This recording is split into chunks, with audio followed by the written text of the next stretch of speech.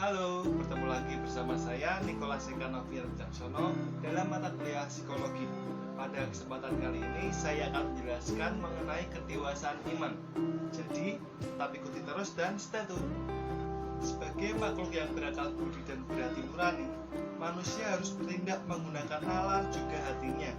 Maksudnya, ia harus mampu menggunakan pikiran dan hatinya dalam bertindak. Keduanya perlu diasah agar seseorang dapat tumbuh menjadi pribadi yang dewasa. Pribadi yang dewasa perlu dicapai oleh semua orang agar ia dapat tumbuh secara utuh dan sukses dalam hidupnya. Berdasarkan pembelajaran bersama Romo Madio mengenai kerikma transformatif, saya mendapatkan pemahaman mengenai kedewasaan dalam hidup menggereja. Setidaknya terdapat 4 paradigma yang dijelaskan sebagai indikator umat gereja yang dewasa. Yang pertama, umat yang dewasa mampu memahami Allah yang inkarnatoris. Inkarnatoris merupakan istilah Allah yang sangat peduli dengan kesulitan hidup manusia. Allah memasuki carut-marutnya kehidupan manusia dan memberikan daya ubah dalam hidup manusia. Manusia juga hendaknya memahami bahwa Allah meminta manusia untuk ikut melibatkan diri dalam karya keselamatannya guna menata kehidupan manusia. Yang kedua, umat yang dewasa mampu memahami mistik politik Allah. Maksud hal ini adalah bahwa kedekatan kita dengan Allah mendorong kita untuk aktif melibatkan diri dengan Allah yang masih terus aktif bekerja memperbaiki dunia. Umat hendaknya menyadari bahwa setiap karya dan pekerjaan kita ada campur tangan Allah di dalamnya. Yang ketiga, kedewasaan umat Allah selanjutnya mampu melayani datangnya kerajaan Allah di tengah-tengah dunia. Di dalam Roma 14 ayat 17, kerajaan Allah merupakan keadaan di mana terdapat keadilan, kedamaian, dan sukacita roh. Buah-buah ini hendaknya diwujud nyatakan dalam kehidupan menggereja secara konkret di tengah masyarakat. Dan yang keempat, kedewasaan yang terakhir yakni kesucian sosial. Terdapat 3 indikator dalam kesucian sosial ini. Yang pertama, level 1, menjalankan tanggung jawab sehari-hari dengan tanggung jawab dan kasih. Level 2, menghayati hidup dengan semangat sabda bahagia.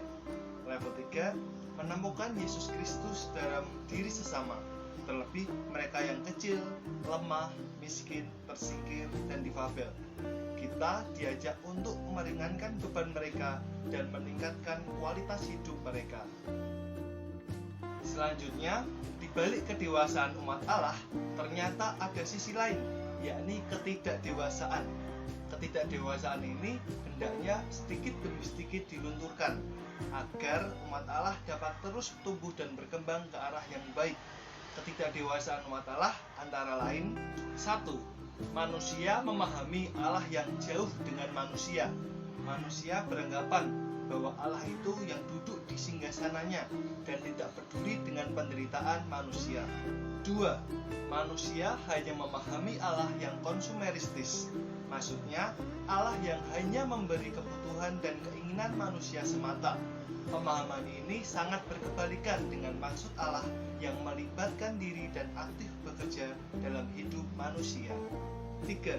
Ketidakdewasaan umat Allah lainnya yakni memandang bahwa gereja hanya melayani dirinya sendiri.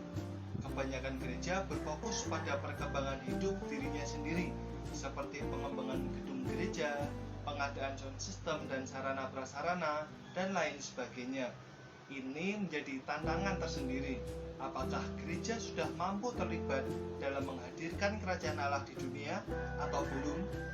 Dan yang terakhir, mengenai kesucian ritual devosional. Pada dasarnya, tidak salah jika umat Allah menjalankan praktik hidup doa, upacara keagamaan, devosi, ziarah, dan pelayanan karitatif lainnya.